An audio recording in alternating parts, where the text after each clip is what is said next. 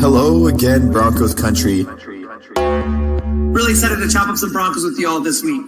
Bourbon, Broncos, and no BS.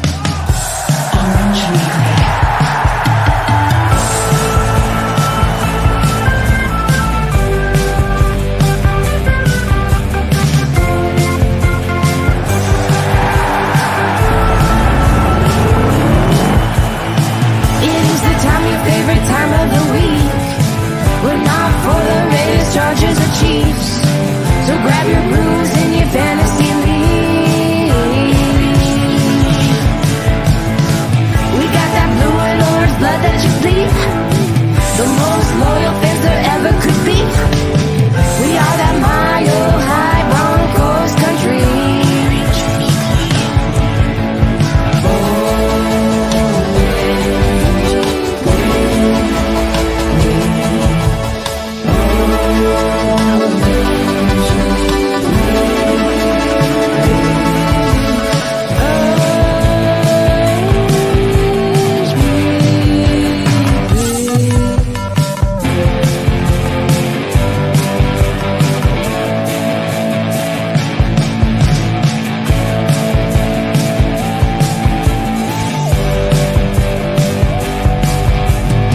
Orange Weekly, fans, brews, and Broncos news.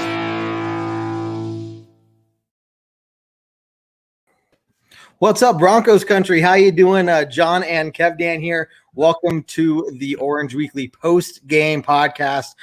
Jon, here we are once again in yet another September where the Broncos lose, starting 0-1. It's super depressing. Right? Kevin, this is not the way to start this first podcast of the season. We got to be hyped, man. We just won our first September game in 3 years. I didn't dream that? I felt a little negativity when I thought we were going to be jumping up in the air and screaming how excited we were to win a game. I might have been yesterday. But it is good to see you, my friend, and welcome everybody that's going to be able to watch us today for this post-game podcast. Yeah. So if you don't know, obviously, if you're listening to this at any one of the podcast locations, we are doing this live on YouTube. So we'll do this, usually Sunday or Monday evenings live on YouTube. You can come by, watch it with us. We'll answer some of your comments, questions at the end of it. But we're going to treat it like just our normal post-game podcast. And today, Jon, we got a lot of awesome, fun things to talk about. Of course, there's some not so good things to talk about. We'll talk about the injury front here in a little bit. But big picture, Broncos on the road to start the season with yet another quarterback at the helm. And we're able to, we didn't silence the crowd. I mean, they stayed in it pretty much through the majority of the fourth quarter till they started to leave. But we were able to control the ball, man. We looked fairly decent pretty much the entire game. Yeah, I think it took a little bit to get going there. I was a little worried at the beginning that we were going to be in it again, another 14-10, 14-7 game. But they started connecting, and it was awesome. It felt like we were on the other side of what we've been feeling for the last couple of years, where teams are just controlling the clock, they're running drives on us, and our offense isn't doing anything. It was nice to be on the reverse side for once in a while. Yeah, definitely. Well, and so if you want to start, if we want to look at the game, we go out there. I think we can all agree, slow start for both teams. And look, it's week one football. It's going to be sloppy across the board. A lot of big news, people focusing on Von Miller.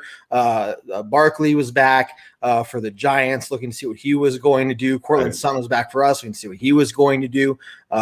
We were without Chubb, and I think that was a smart decision. Obviously, he wasn't 100%. So, but we're all looking to see what these. I think there was 4 total players between the two teams that were out last year due to injury, and we're all waiting to see what these guys do when they come back. And lo and behold, once we get our feet underneath us, and players like Von Miller, who really didn't get any playing time in preseason, man, they just came out and looked like a beast. Man, yeah, Von Miller looked like he was back, didn't he? I mean, that looked like Von Miller of old. I'm excited to see how many sacks he's going to rack up this year. And once we get Chubb on the other side, it's already a hard game for other offenses, or the offense that we're playing each week. It's only going to get worse from here for them. Oh, sure. With Chubb coming back. So, yeah, that's going to be so much fun to watch. Von Miller, 2 sacks on the day. He started off with a tackle for loss on that first drive, I believe. It just can't say enough how good he looked yesterday. So 2 sacks, 1 tackle for loss. I think overall it's tough to say what the defense could have done better for it being a week 1 matchup. They played really, really well. Pat Surtain was only out there for 16 plays, which was to be expected. He wasn't out there a lot. I know that was someone that we're all ready to see him go out there more, right? Yes, we are. But unless you see them in the third and long type of situations, he's really not going to be out there too much. But we were able to really bend and not break. Jones had that fumble. That was his 1 turnover. We were waiting for him to throw an interception too. Yep. I'm just, thinking about the game today, I was trying to come up with something that, what could the defense have done better? And I don't know. Well, I think in the first half, there was some surprising first downs that they got. I felt like Fuller and Surtain gave up that big touchdown. We know that. I think, to your point to how much he played, I think it's going to increase throughout the season the more comfortable he gets as a rookie. Wouldn't be surprised at the end of the year if he's in 60 to 70% of the snaps on defense by the end of the year. Right. And they were picking on them. They finally got their feet under them. And I say finally, I mean, we gave up that 1 touchdown really until the last drive. The second half, they really did look like that defense that we were expecting as far as the secondary goes. Mm-hmm. Tough to watch Surtain get not picked on, but not make that tackle and allow that huge touchdown. But that was really the one play that we can really look at and really pick at. Aside from that, they were amazing across the board. It's exactly as advertised. I think that's what they said on TV yesterday, and 100%. And for me, I can only imagine, what the week 1 defense going out there, if they play that well, yes, it's the Giants. We get it. They're not like the best team. However, they were, I think the stat on TV showed that they were the number 1 most effective in the red zone last year. And we held them to 7 points. You want to give them that, soft touchdown at the end, which is whatever. Just don't anybody get hurt. Just let them get the touchdown with the last second in the game, whatever.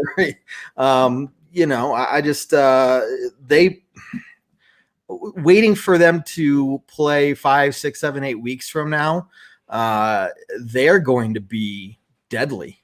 Absolutely. It's only getting better from here. Yes, it was the Giants, and from the defense, they have good receivers. I think they're going to put up surprising points this year. I don't know how many games they're going to win, but I was also surprised by their defense. I thought their defense actually played pretty well too. And, that's what a lot of people were saying before the game. It was an underrated defense that's probably not going to get a lot of credit. And I thought they showed up, and I think we just wore them down on defense, pretty much like I said, teams did to us the last 2 years, where our defense just gets tired. Well, we saw the reverse side of that this week, which was awesome. And I don't know how much more you want to talk about the defense, because I know we're all excited to get to this offense. Yeah, so I mean, that's the thing is we could just spend all day on the defense and just break it down and just goo goo and gaga over them, right? Yeah. And then surprisingly, we got the offense that looked pretty freaking phenomenal as well. Not pretty a lot of times, but we were able to. Okay, you want to call that 1 turnover that I think maybe. I think it wasn't an interception. It was a sort of maybe kind of fumble that at the end of a long drive. But you think about it, I mean, we controlled the ball. We took so much time off the clock there that it was almost embarrassing for the Giants, who they just could not get us off the field, man. Yeah, I was kind of looking through the play-by-play, and I was like, wow, I could have sworn we scored some points in the first quarter. But no, that first drive that we scored on started with 7 minutes to go in the first quarter, and we didn't score until it was an 8 or 9 minute drive. Yep. And that's what we want to see, is just stay on the field, be efficient, which, I mean, man, if you want to talk about efficiency, Bridgewater, he brought it yesterday with the passing game.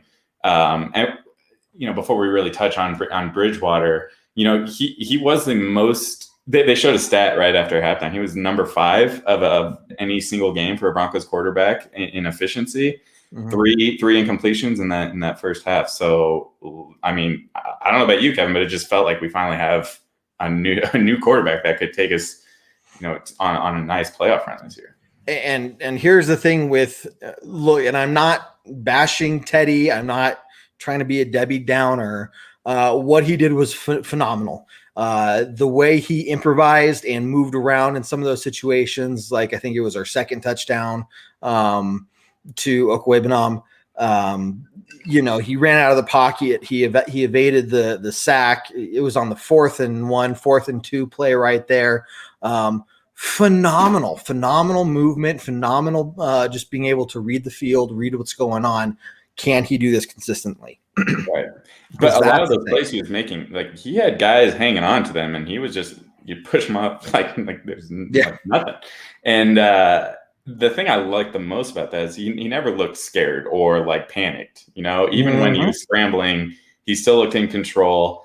That one throw that kind of had the hair on the back right neck up is when he's going outside the pocket and he throws across his body. And I mean, we'll talk about Hamler here in a second, but that was a really nice catch for Hamler on a third down to keep the drive alive. Yep. Just looking at the time of possession, we had 35 minutes total, and Giants had 24. So if we are winning that, not losing the turnover battle, yes, it was a 0 overall because of that fumble, which anybody watching on TV, I'd get in a pretty good argument. I think it's hard to find someone that has a good case to say that was truly a fumble recovery on that drive. I think that was the situation where it was based off what call was made on the field. 100%. You couldn't overturn it either way. I get that. I understand. But to me, it's like putting the two camera angles that we had together, I thought it was pretty crystal clear that he was out of bounds when he got possession, which is the whole point of replay. Like, what's the point if you're not going to use it? Exactly. But whatever. It doesn't matter. We won. I think you could make an argument, though, between that and that one drop pass from Hamler. We could have very easily had 14 more points on the board.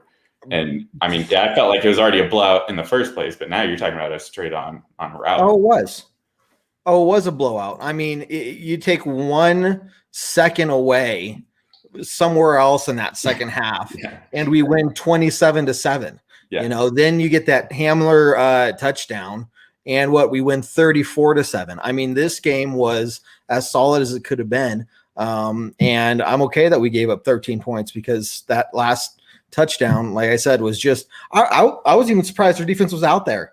Like, hey guys, just we've already had an injury. Just let them snap the ball and just walk it in. We're done. Like, don't do anything. Yes. Yeah. I think overall, from that standpoint, we were lucky to come away from the game without any. We had one big injury, which we'll talk about, but I'm glad no one got hurt on that final play. That meant literally nothing for the game. And that's the win we were all looking for and hoping for. And for me, I was expecting it, but I think I was definitely one of the more optimistic people when it came to how this play was going to play out. Yeah. But it just felt good. Bridgewater what I loved about Bridgewater was everyone talked about his efficiency. He's going to be safe with the ball. He's not going to turn it over, which, by the way, he didn't. That was so important, not to have an interception. No fumble sacks or anything like that. But he was taking shots downfield too. He wasn't. Not every play was safe. Surprising. That throw to Hamler was on the money. Could it have been more perfect? Sure, yes. But you got a wide open guy in the end zone. You hit him in the hands. I don't know what more you want from the quarterback. And at that point, you look at Hamler too and say, could you have made a little better adjustment en route to the end zone, to put yourself in that better position, right? I mean, look, next week and from here on out the rest of the season, that ball is not going to get dropped. Like Hamler is not going to drop that ball. That was a week one just mistake. I think so. If you talk to any wide receiver, they're going to be like, no, that's my ball to catch. There's no way I'm dropping that. And look, to Hamler's credit, that was obviously his biggest downside of the game, but he made a couple of really nice catches too. And a couple of them I think were on third down. So third down, I'm not really worried about that being a consistent issue throughout the season for him. So, I mean, that's the one question that I think for me and a lot of people have is, can Teddy be consistent? We didn't see him really in a preseason training camp especially, but we didn't see him consistent every day in training camp. It was one day he was really good. One day he was throwing 2-3 interceptions. Again, it's against our defense, which really freaking good defense, right? Yeah. But can he maintain that as teams figure out how we're using him and what he's able to do? Stay calm, stay collected, and not freak out in the pocket and not turn over the ball. The good thing, I mean, looking at his throws yesterday, there weren't really any that I can remember anyway that it looked like, that really could have been intercepted. Right. Like there weren't really any of those. So, he was being really smart with the football. Yeah, 100%. Like I said, like we talked about before, his pocket presence it's so relieving to have a quarterback on the Broncos that just gets it and has it. And yes, we want to see that moving forward. I love how we come out in this season with our schedule. I would say playing a softer schedule these first 3 weeks. Let that build his confidence, and so he can go into those big games feeling like he finally has this offense under him and. Has all the skills and ability to make plays against good teams. No, exactly. I mean, that's not just him too. That's the entire team. Let them gel, let them get together, so that by week 4, when the Ravens come to town and the Ravens are already pretty beat up, it's going to be interesting to see how they play. They still have Lamar Jackson and stuff, obviously, and a pretty good defense, but with no, with like the third or fourth string running back starting for him. I mean, Le'Veon Bell is probably going to be their number 2 running back. If not number 1 by that point. Exactly. So, they got the injury bug out over there. So they're coming to Denver. I tell you what, because I don't want to jinx it, knock on wood, we beat Jacksonville. That crowd in Mile High against the Jets is going to be electric. And now you're talking about possibly being 3-0 going into the game against Baltimore at home. That crowd, I am so excited to be there for those games. For any game, but that stadium is going to be so loud and energized, and probably more than it's been since the Peyton Manning era. Yeah, if we're 3-0 coming to that game, it's gonna be loud, and I'm excited to be there. I know you're excited to be there for that game. That's gonna be a fun one to watch. Depending on how the Ravens look at that point with their injuries, they're all massive injuries that they have right now. Mm-hmm. We might go into that game as the favorite. I would not be surprised, depending on what happens. They're not going to get any better from an injury standpoint from now to week 4. So, and we don't really need to touch on the Ravens too much right now because we'll have plenty of talking about to do with the Ravens between now and then. I do feel bad for them a little bit. I kind of feel like they're in the position we were at this point last year with all the injury issues we had. Yeah, and unfortunately, that's just the nature of the NFL. Can't do much about that. But I'm very much excited to be at that game. So speaking about us being favorites or not favorites or whatever it is, talking about sports betting, don't forget, everyone, that we do have a Ragers podcast. That is the Ragers podcast, RAYGERS. Ray does a great job breaking down the upcoming game, explaining what bets he's taking for that Broncos game. Not just, hey, I'm a Broncos fan, I'm going to pick, all of these Broncos bets. He tells you which ones he's taking and why. Kind of has a pregame feel to it as well, through the lens of sports betting. And he's doing, this is his bread and butter. And so a third year now, I believe.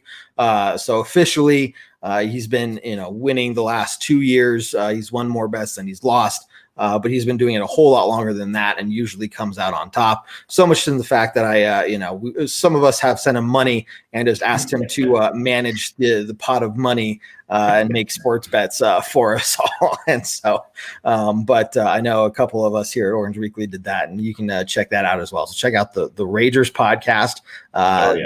They're doing that. And then also, if you appreciate or if you like the show so far and you've listened to our other podcasts and stuff, make sure you hit that subscribe button, the like button, whatever it is. If you're watching us on YouTube, subscribe to us over there. Follow us on social media with all of our other shows. Monday nights, we got Orange Weekly After Dark at 9 p.m. We also got the flagship show, Bourbon Broncos No BS, Tuesday nights, 7 p.m. Mountain Time. We also got a pregame show about an hour before kickoff and our halftime hash show as well. And then I am going to leave the pregame podcast on my list last because they have the easy job. If you didn't know this, John, this is the harder of the podcasts. Of course. And they just get to sit there and make things up and say, I think this is going to happen. We have to actually analyze. So, yeah, and I wouldn't want it any other way. But yeah, a huge shout out to Ray over at Ragers. Check him out. I know I won 4 out of the 5 bets I took from him this week. You can't do 80% with anyone else you're following when it comes to betting. You're happy if you're getting 55% of your bets. Yeah. And those are the professionals, honestly. So he acts like this is his job, man. Like he is looking at these numbers 24/7. It seems like sometimes. Oh, but he is. I'm excited to keep following him and taking his bets. The one that let us down, and probably the one that I was most surprised about, was our defense knocking an interception from Daniel Jones. I mean, that was the one that I thought, aside from the Melvin Gordon bet that you talked about, I thought that was one of the safest bets we had this week. Yep, me too. And we came close a couple times, but we came close on like the second to last play, but that's Justin Simmons in the end zone. It was a gimme, and God, we all decided and said, well, 80%'s not bad. I was really hoping with that 1 second left on the clock, we were going to get that interception. That would just I was like, ooh, one more try. Best capper for the game. But next time for sure. Next time for sure. Okay, John, one thing. So let's move on to something else that I think has a lot of people talking. Other than the injuries, we will get to that here in just a second. But what do you think about Coach Fangio's coaching style? I mean, the big thing was we went for it on 4th down 3 separate times. The first one was probably the biggest, where it was a few minutes before halftime. We're midfield. It's 4-2, I believe. And if you don't get that, you're losing already 7-3, and now the Giants have the ball midfield with plenty of time to just get in field goal range or even get a touchdown before going in half. And now you're losing 14-3 going into halftime. So in general, what do you feel about Fangio and just kind of the aggressive nature that we saw from him for the first time since he's taken over? Yeah, well, so you had that first 4th down on our first scoring drive, which was the field goal. And that one was the one that I think I was just surprised on that one because I think it would have been about a 55-yard field goal if we had gone for it. So I didn't know, what the wind situation was like. I didn't know if they would have been kicking in the wind or just the winds were sterling. I don't know. I know that stadium is kind of known for that. So maybe that had part to do with it. Because it was, I think, 4th and 7 right there. It was 4th and 1. And Bridgewater comes up with a nice play to Tim Patrick, who, we can talk about our playmakers here in a second. But so that surprised me. And to go for it three times on fourth down, when I think all those times we would have been either kicking field goals or punting. Like you said, the one right before halftime where, we don't get it. That could be a huge momentum swing. Instead, it works out. We go down and score the touchdown right before halftime. And it felt like we should have been way ahead at that point anyways going into halftime. But to me, I have very mixed feelings, for one, when it comes to – I don't know. Do you feel like Fangio's coaching he knows his job's on the line this year. Do you think he's going to take more risks like that? Or do you think that, if we had reversed it or set the clock back a year, do you think he's going for that many times? I mean, I would say historically, no. No. I would say this tells you a couple of things. For me, it tells me, one, he trusts Teddy more than he ever trusted Drew. I really believe that.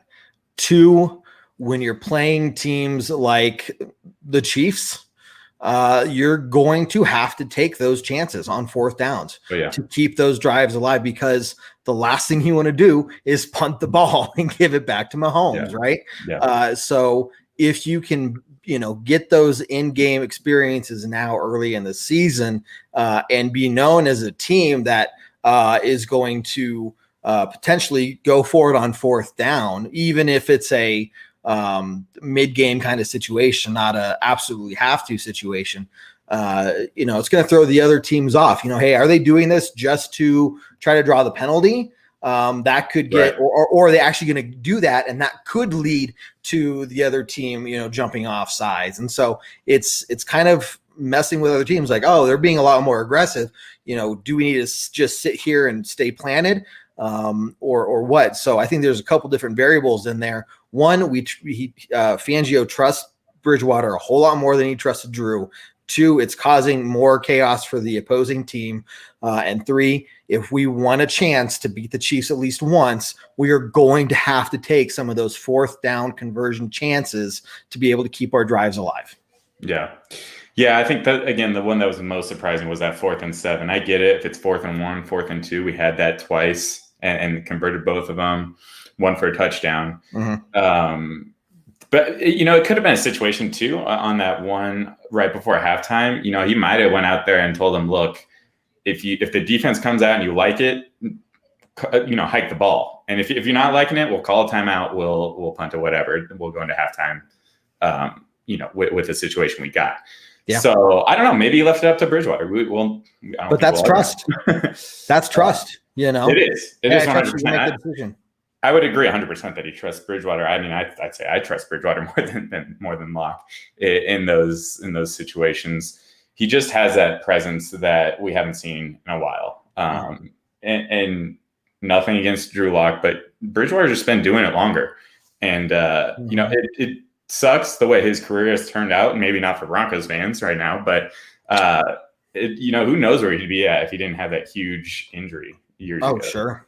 Because he was a good quarterback before that. I mean, he was a Pro Bowl quarterback. Yep. That year before. So look, hey, maybe that's the Bridgewater we got this year. And if it is, it's way too early, but look, we got our quarterback for the future, Kevin.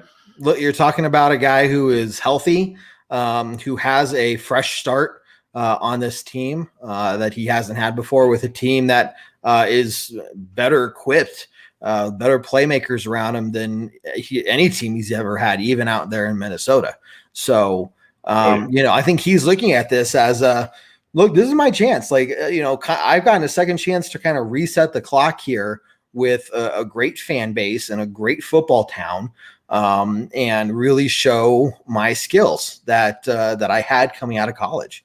And how many people get a chance like that? You have an injury that takes almost 2 years to recover as a quarterback. You're not really going to be taken seriously most places anymore. And I think, heck, it's kind of too early to tell. I don't want to jinx anything, but you saw what we did with Peyton.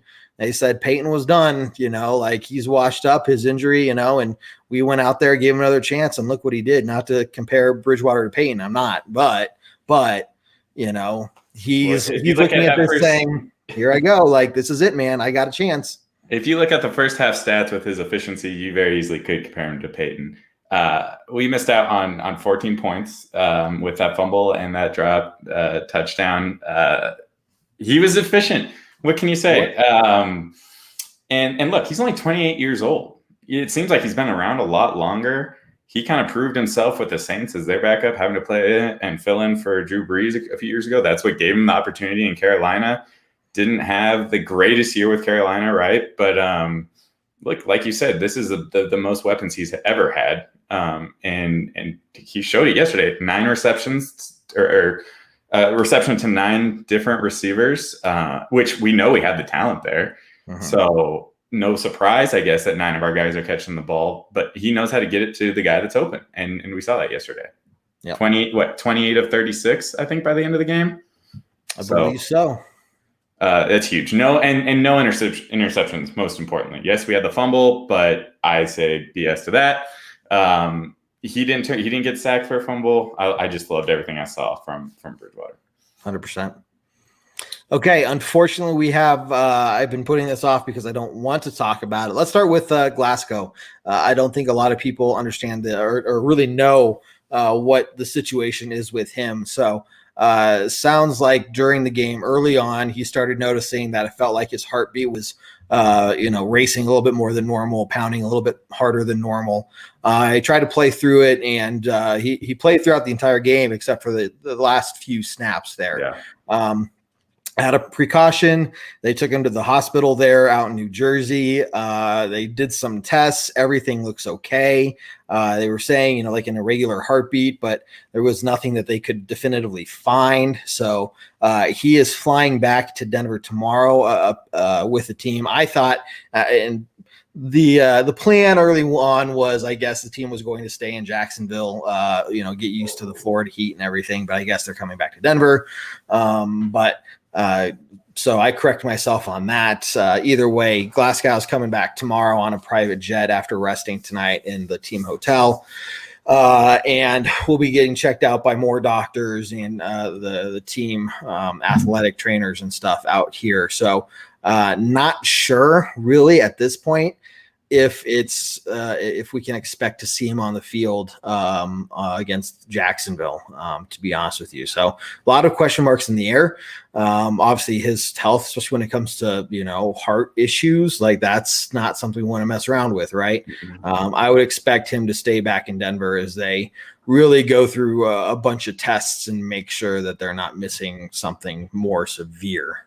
Right. Yeah, I think it's going to be a wait and see this week. I'm sure they'll come out with more news tomorrow, and as the week progresses, kind of a very scary situation, especially for a guy his size, when you start talking about heart issues. So, hopefully it was a fluke thing. But yeah, I don't think anyone should expect to see him on Sunday. I'm not saying that he's not going to play on Sunday, but won't be surprised if that's not the case. And we really don't know much of what's going on there. So it's going to be a wait and see with what they come out on him. But that one. And then obviously Judy. That one was the big one, the scary one. That looked like, as I think everyone saw that play and thought immediately, his season's over with the way that looked live on my television. Doesn't sound like it's a broken bone, high ankle sprain is what I saw. Yep. They're hoping for a 4 to 6 week window where he's going to be out. So that's huge, honestly. I think that was kind of best case scenario. We're obviously going to have to wait and see how he responds to that injury when he does come back, having to test that ankle. So much of his game is being able to make cuts on his feet and making defenders lose him as he's running his routes. So that is like the biggest part of his game. That's what he's well known for. So I'm just praying that this isn't something that's going to linger for him. And you know what? It very well could linger through the season. He's going to have to play through it and play smart. And hopefully it just doesn't bring down his play quality to the point where now he's no longer a threat. I think he's talented enough of a player, and this being his second year, that he's going to be able to still be a threat. I think look, just based off of what I've heard today alone, and me not being an expert at all when it comes to medical injuries, 6 weeks, I'd rather, them not rush him out back to the field, get the full 6 weeks, get ready. Cause we have the Chiefs twice as, still in the second half of the season and some of these other, bigger games in the second half of the season. So I'd rather him come back out there, be ready to play when that's ready to go. Now he is young as well, so it could be the 4 week mark. It's really just kind of based off of, how quickly it heals, but I'm personally not going to hold my breath for anything before 6 weeks. But then if we get him back after that and he's healthy, we're good to go. Now, good news is, who's going to step up in his place? Tim Patrick. And holy crap, look, what did we see from Tim Patrick last year? I mean, I am not concerned in that we've lost Jerry Jeudy. It sucks. It's a big blow, but I'm really glad we didn't get rid of Tim Patrick this offseason because this guy can play. Yeah, the nice thing is that we don't need to rush Jeudy back. We have the depth at wide receiver, not just the depth, but the talent at wide receiver. Our top 4 wide receivers could be number 1, number 2s on a lot of teams in the NFL. So we have Tim Patrick. Forget last season. Look at Tim Patrick yesterday. He was out there. They had him as our number 3 wide receiver. I would probably expected Hamler to be in that situation, but he played and he had 3 receptions, 39 yards, and he had a really nice touchdown, our first touchdown of the game. So, yeah, don't need to rush Judy back. Let him heal. He was a first-round pick for a reason. We want him to be our future. We don't need to go all out to get him back. So, let's let our other guys step up, and we know that they can. Between Hamler, Patrick, and Cortland Sutton. Biggest surprise of our playmakers yesterday was Sutton only getting 1 catch for 14 yards. I really thought he was going to be involved more. I think we can, with Judy being out, expect more to go to Sutton's way, but it goes back to Bridgewater and just finding the open man. I think they were covering Sutton, and rightfully so, and putting those double teams on Sutton, which forced the pass to go elsewhere. So I didn't really get to see enough from Sutton yesterday.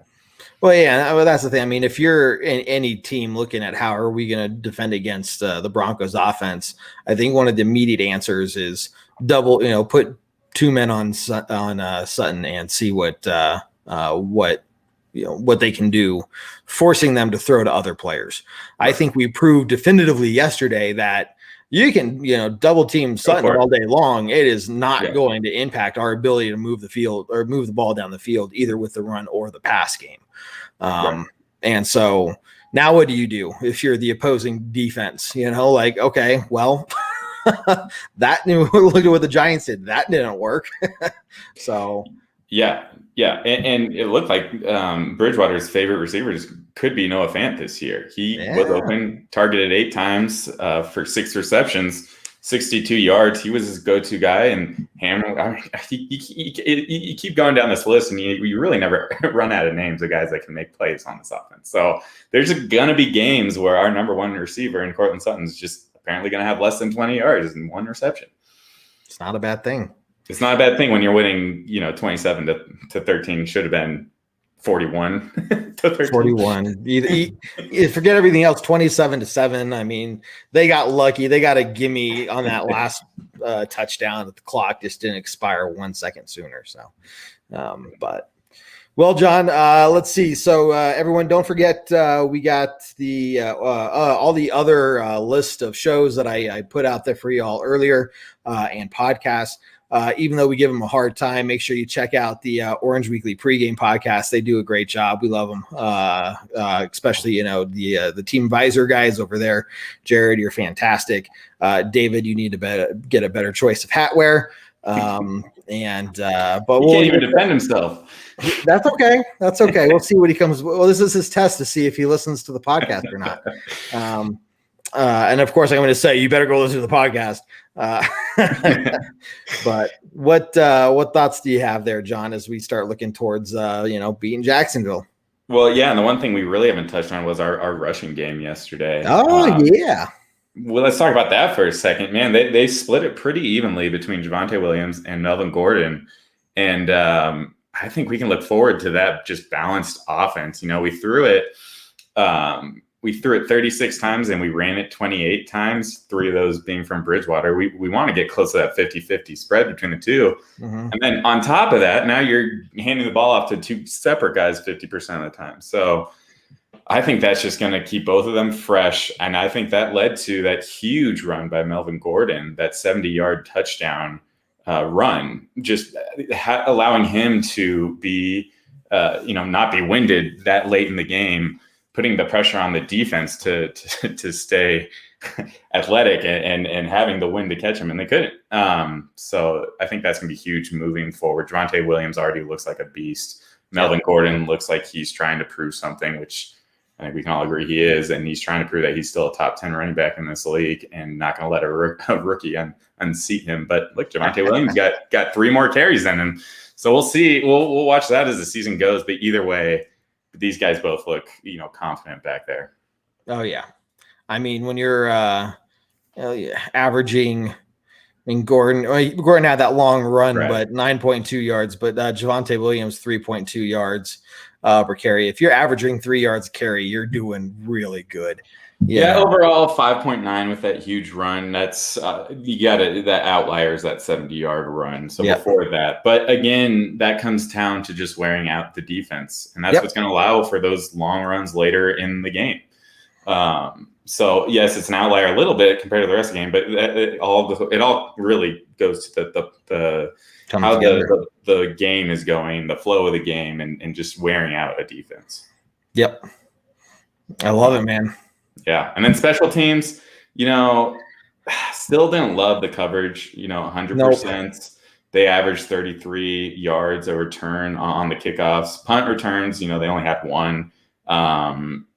So that's going to be the one area that we're going to have to keep watching as the season goes, I think. Sure.